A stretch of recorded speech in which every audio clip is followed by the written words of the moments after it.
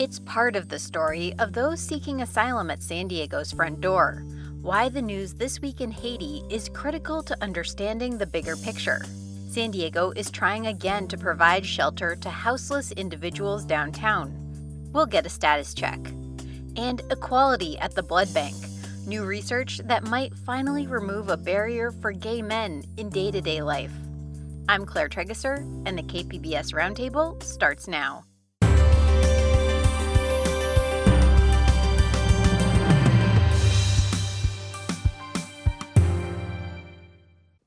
Now on The Finest. In San Diego and beyond, Our Lady of Guadalupe has morphed in meaning and form over the past 500 years. She can be a source of comfort. She can be a source of pain. Her power comes because she has all of these different facets to her. Listen now wherever you get your podcasts. Hello, welcome to our discussion of the week's top stories. I'm Claire Tregesser. Joining me on this remote edition of the KPBS Roundtable are San Diego Union Tribune immigration reporter Kate Morrissey, KPBS News health reporter Matt Hoffman, and Emily Alpert-Reyes, reporter for the LA Times. One of the biggest stories of the week is thousands of miles away, but one that carries significance here in San Diego's border region. In the middle of the night, Haiti's president, Jovenel Moïse, was assassinated in his own home. His wife, the country's first lady, survived and is being treated here in the U.S. We all know that President Moïse was really committed to some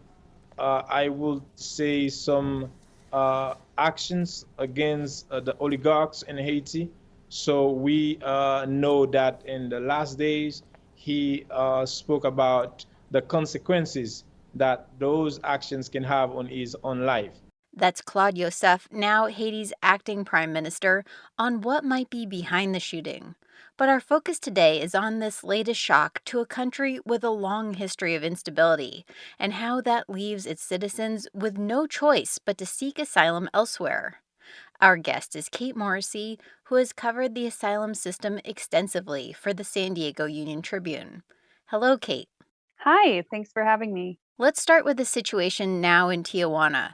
Do we have an estimate for how many Haitians are still waiting to seek asylum in the U.S.? I think it's a little bit difficult to know for sure. I saw some advocacy groups last year saying there were about 4,000, but I think we've seen a lot of movement since then, both of people trying to come into the U.S. from Tijuana, as well as more Haitians arriving to the Tijuana-San Diego region.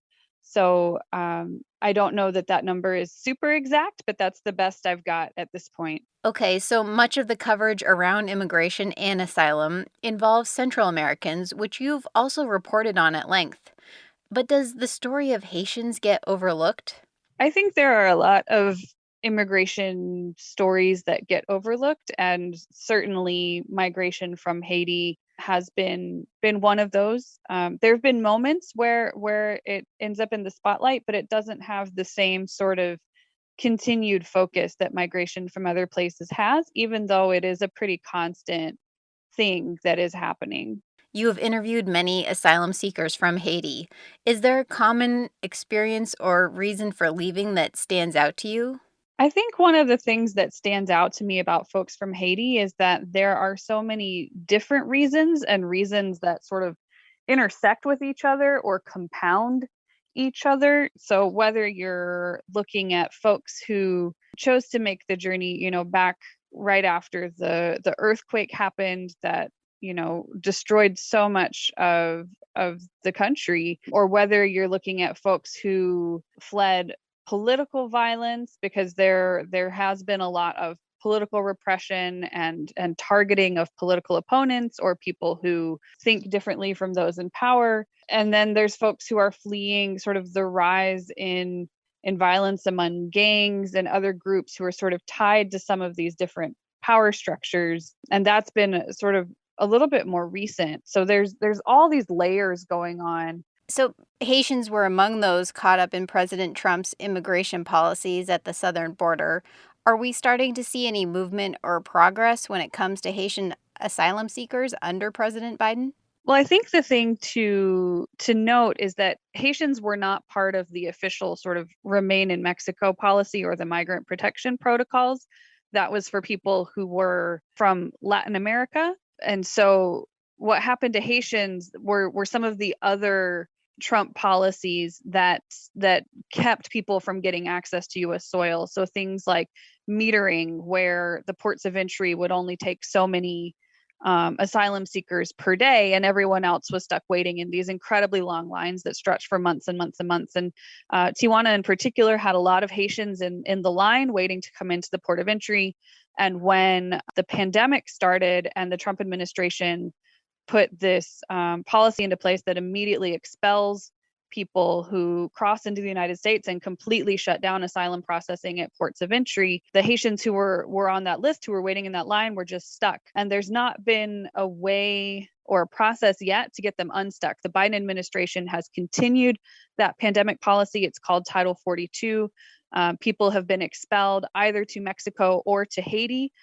Sort of officially, Haitians are not supposed to be expelled to Mexico, but we've talked to people who have had that experience. So it's a little, exactly what's happening to Haitians right now is sort of a roll of the dice. They might, if they choose to cross, between ports of entry, going over the fence or otherwise sort of sneaking in, they might end up released into the United States. They might end up back in Haiti very quickly, or they might end up back in Mexico very quickly. And that has not really changed. There is a process for people who are in sort of extreme dire circumstances while they're stuck in Mexico, while this program is in place, to get an exemption and be allowed into the United States. And we've seen a few Haitians be able to take advantage of that program, but certainly not many. And as you mentioned, the U.S. is still deporting Haitians. Is there a key factor in determining who is allowed to stay and who is sent back? Well, as far as I've understood from the advocates who are in communication with the people who end up on these flights, whether they're being sort of officially deported or whether they're being expelled, which in terms of the person's experience is basically the same thing, but in terms of like the legal sort of nuances of it are kind of two different things. There have been, all kinds of people on those deportation flights back to Haiti without, whether it's women and children or men or any combination in there. So it seems like, as far as we've seen over this first part of the Biden administration, it's been very random. And that's a theme that I think has carried across not just the story of Haitians, but the story of many of the immigrants who are coming to the border right now. And then for those who are granted asylum or at least are allowed to enter the U.S., what's life like for them as they try to adjust to a new country? Do many of them end up staying in San Diego? So there's a growing number who are staying in San Diego. Back in 2016, most Haitians would go to either Miami or New York. That's where like two of the main hubs are, and people often go to places where people from their countries are already established. It's a lot easier to get your life going when there's people who speak your language and understand your culture around you, who can help you sort of acclimate and adjust to the new culture that you're in and the new sort of rules and system that you're in. But because so many Haitians were arriving here in 2016, and some didn't have any way to get all the way across the country, so we started to see more and more Haitians staying here. And now that there's a little bit more of an established community, I anticipate that we'll continue to see that into the future with Haitians choosing to stay here locally. Do any of the Haitians you talk with express a desire to return to their home country someday? Not really. Most of the Haitians who I've spoken with have pretty much given up on Haiti. There might be some desire to one day go back and visit and just sort of see it and say hi, but no one who I've spoken to over, the years that I've been covering migration from Haiti, no one has said, "Oh yeah, I think I'll be able to go back in a few years." Like, it's always, I don't see a life for myself or my family or my children there. And I don't think that that's going to change, and that's why I'm here. Like, that's very much the way of thinking that I've heard over and over again. All right. Well, I've been speaking with Kate Morrissey, who covers immigration for the San Diego Union Tribune. And thank you, Kate, so much for covering this important story. Thanks for having me. ¿Qué onda, friends? In this episode of Port of Entry, we wanted to share the live event experience we hosted together last year as part of the World Design Experience with special guests Charles Glaubitz and Giancarlo Ruiz. You don't want to miss this two-part episode of our live event.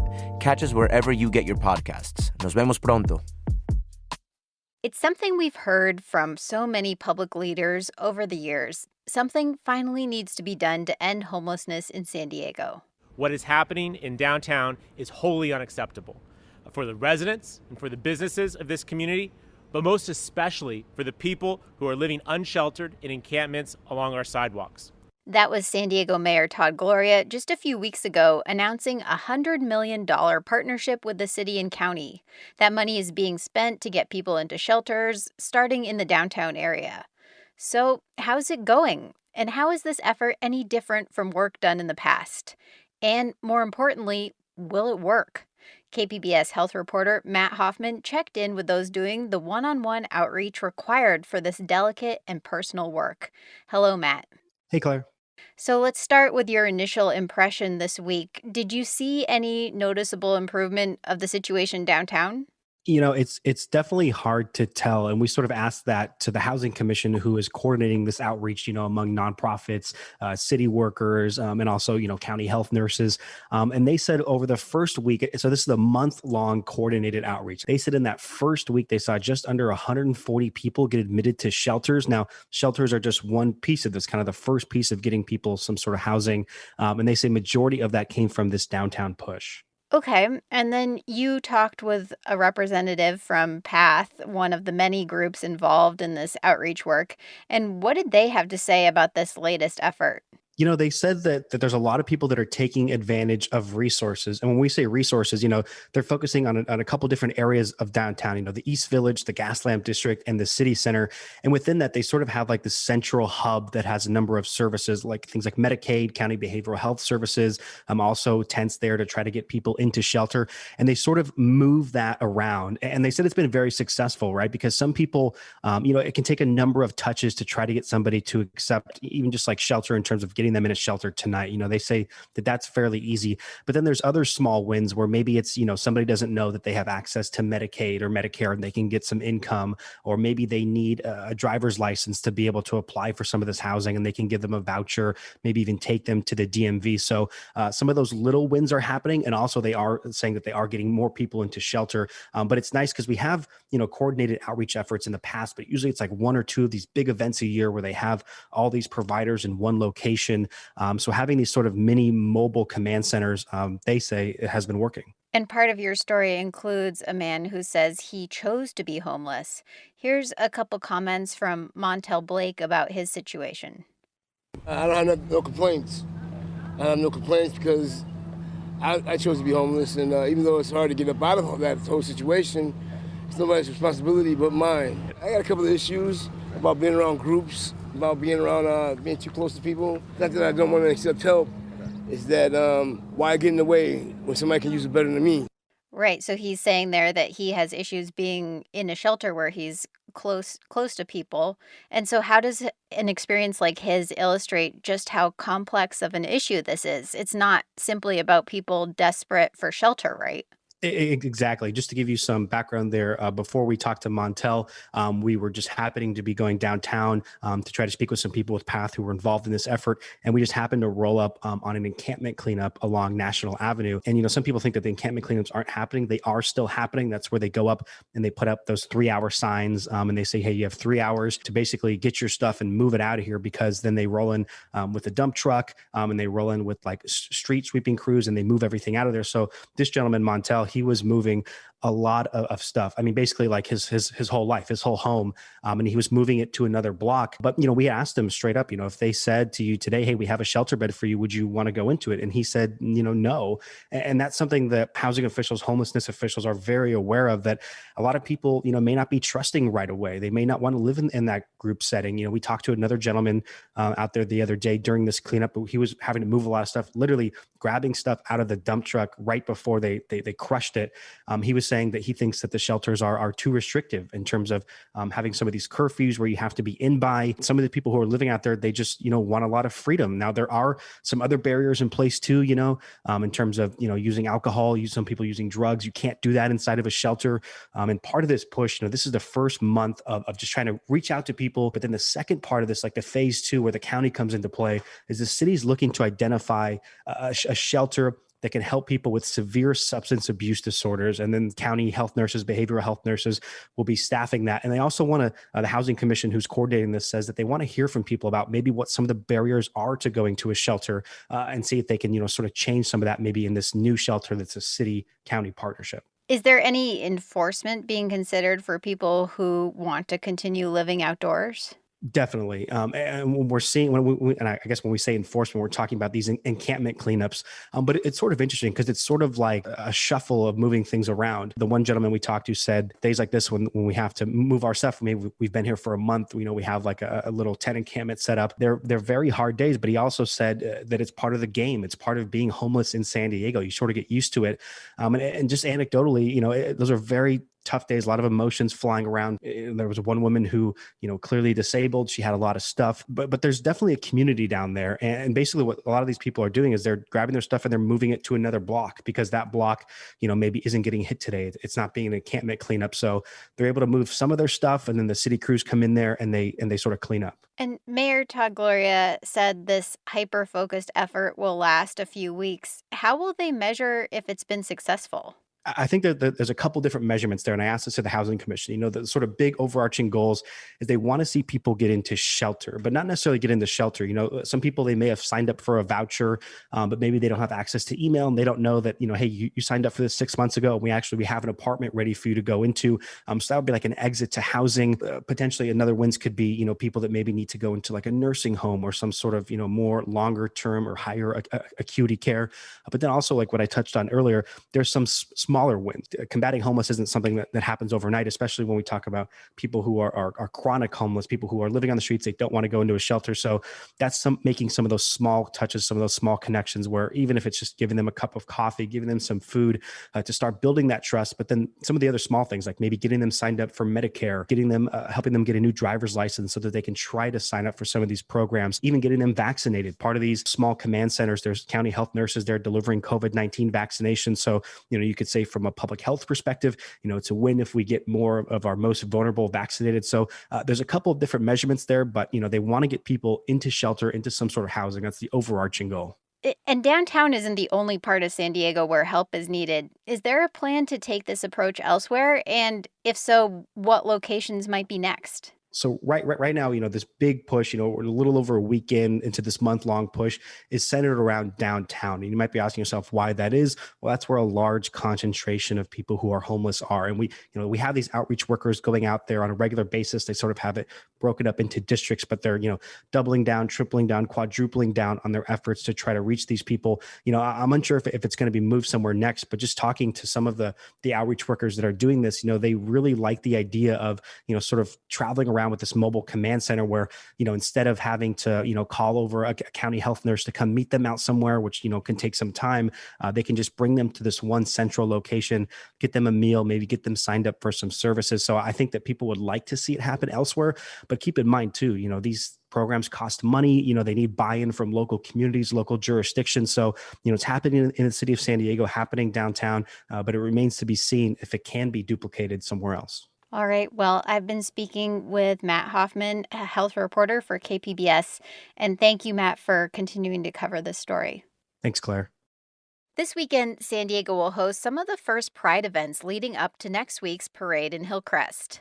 The celebration of our LGBTQ community is also a time to reflect on the struggle for inclusion and for rights that have been secured through generations of hard work and struggle. Despite the progress, some relics of exclusion remain, especially one that has affected gay men for decades.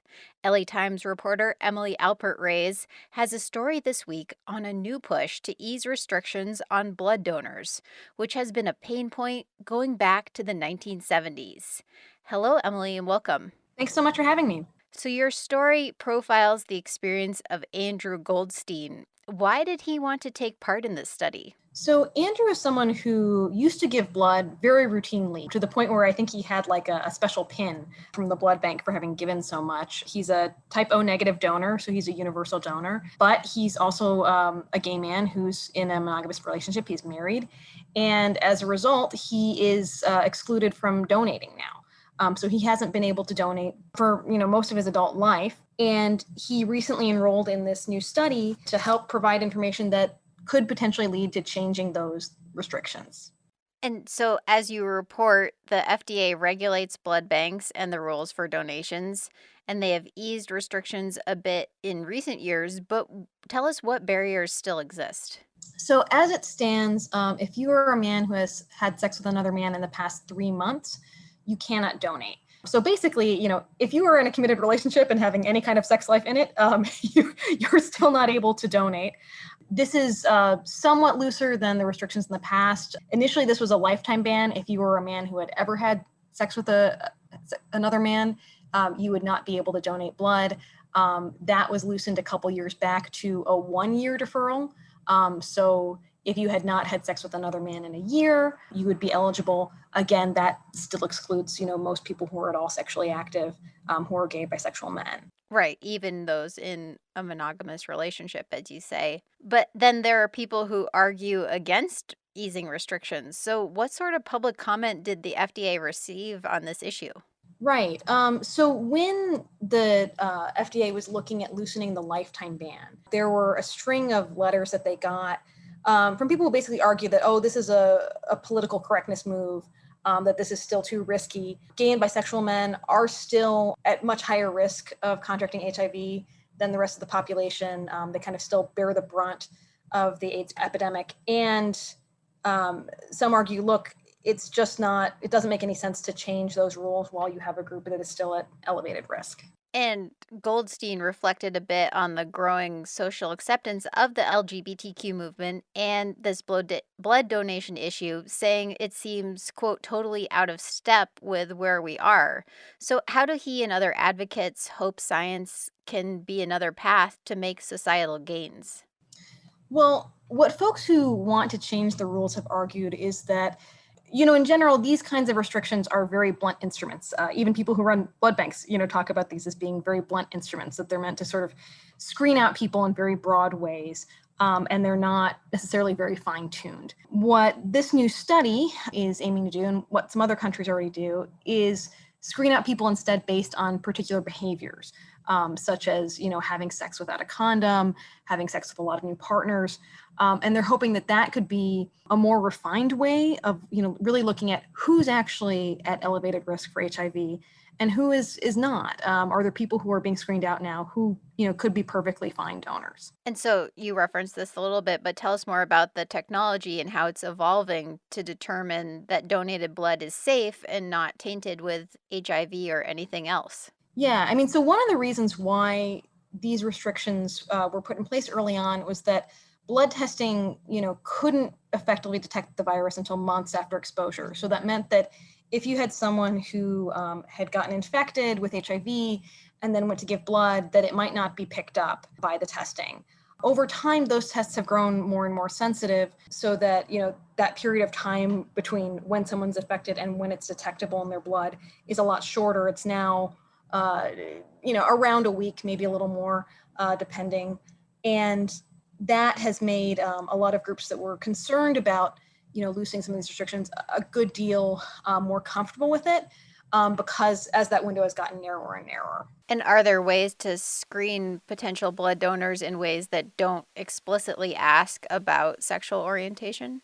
Yeah, there are some other countries that do this. These are sometimes called gender neutral or individual risk assessment models, where they're asking people not about, what we're asking in the US is, are you a man who's had sex with another man in the past 3 months? The alternatives are things like, asking about particular sexual behavior, again, having sex without a condom, having sex with a number of new partners in a short period of time, and using those as an alternative way to gauge the particular risk of this person as opposed to someone just being at risk because they're a man who has sex with men.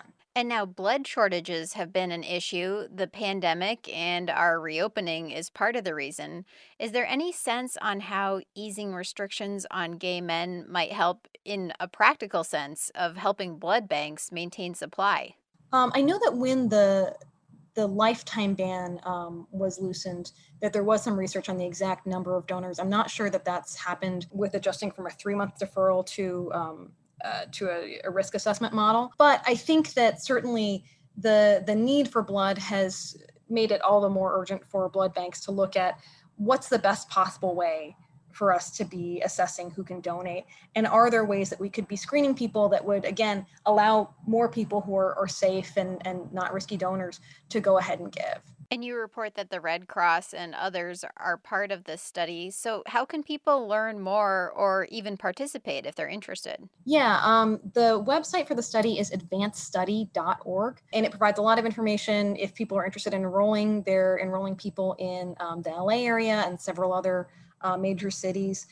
They're aiming to get, I think it's 2,000 people across the country who will be providing blood and having that blood screened.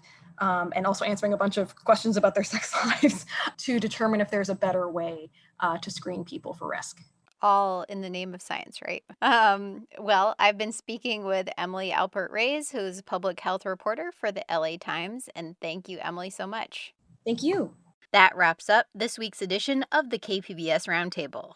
I'd like to thank my guests, Kate Morrissey from the San Diego Union Tribune, Matt Hoffman from KPBS News, and Emily Alpert Reyes from the LA Times. If you missed any part of our show, you can listen anytime on the KPBS Roundtable podcast. I'm Claire Tregaser. Thanks for listening, and join us next week on the Roundtable.